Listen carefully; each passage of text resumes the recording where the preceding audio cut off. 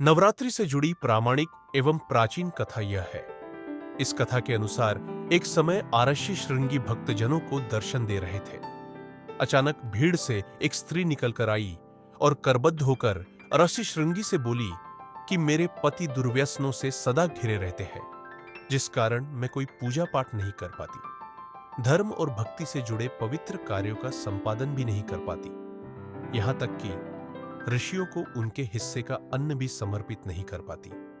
मेरा पति मांसाहारी है, जुआरी है, लेकिन मैं मां दुर्गा की सेवा करना चाहती हूं। उनकी भक्ति साधना से अपने और परिवार के जीवन को सफल बनाना चाहती हूं। आरषि श्रृंगी महिला के भक्ति भाव से बहुत प्रभावित हुए। आरषि ने उस स्त्री को आदर पूर्वक उपाय बताते हुए कहा कि वासंतिक और शारदीय नवरात्रों से तो आम जनमानस परिचित है, लेकिन इसके अतिरिक्त 2 नवरात्र और भी होते हैं जिन्हें गुप्त नवरात्रि कहा जाता है।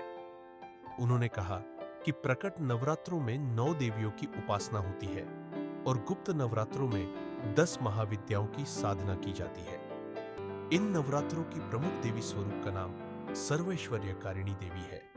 यदि इन गुप्त नवरात्रि में कोई भी भक्त माता दुर्गा की पूजा साधना करता है तो मां उसके जीवन को सफल कर देती है।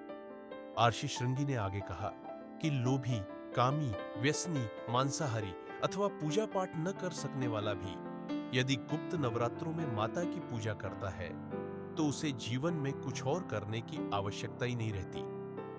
उस स्त्री ने ऋषि श्रृंगी के वचनों पर पूर्ण श्रद्धा करते हुए गुप्त नवरात्रि की पूजा की। मां उस पर प्रसन्न हुई और उस स्त्री के जीवन में परिवर्तन आने लगा। उसके घर में सुख शांति आ गई। पति जो गलत रास्ते पर था, सही मार्ग पर आ गया। गुप्त नवरात्रि की माता की आराधना करने से उनका जीवन पूर्ण खिल उठा।